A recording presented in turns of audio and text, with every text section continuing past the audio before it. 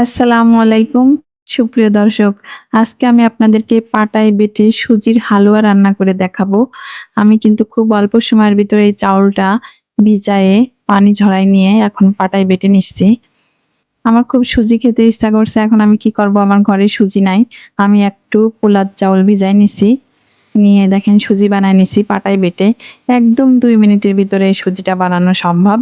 আপনাদের ঘরে যদি সুজি না থাকে আপনি এভাবে করে বানায় সুজির হালুয়া বানাইতে পারেন।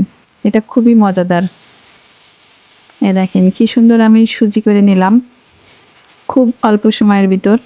এই সুজিটা কিন্তু অন্যরকম লাগে, দোকানের সুজির মতো না। এটা একটা অন্যরকম স্বাদ। আপনারা যদি রান্না করে খান অবশ্যই বুঝতে পারবেন। এটা আমি পোলার চাউল নিছি।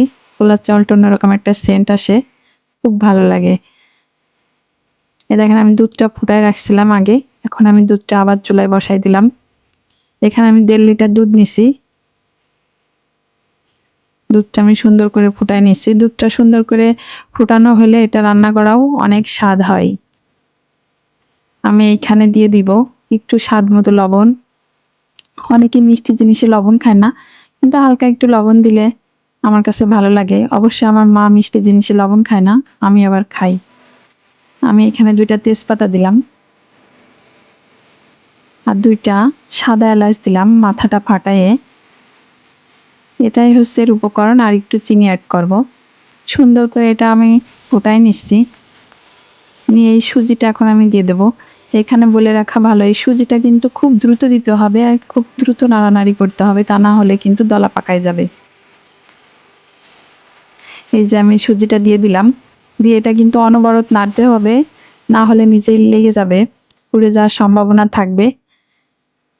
এটা আমি নেড়ে নিচ্ছি। এই সুজিটা রান্না কিন্তু পায়েস রান্না করলে যে স্বাদটা পাবেন তার থেকেও দ্বিগুণ স্বাদ পাবেন। এটা অন্যরকম একটা রান্না। আপনারা চেষ্টা করবেন অবশ্যই একবার আমার মতো করে রান্না করে খাওয়ার।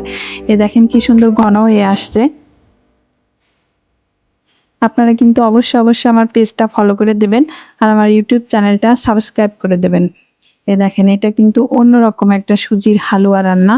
এটা আপনারা চাউলের রুটি দিয়েও খেতে পারবেন। আমি এটা বেড়ে নিচ্ছি, এটার উপর আমি কিছু কাজু বাদাম আর কাঠবাদাম দিছি। দেখেন কি দারুণ লাগছে। এইটার স্বাদ কিন্তু অন্যরকম, খুবই মজাদার, খুবই সুস্বাদু। আপনারা একবার হলেও ট্রাই করেন।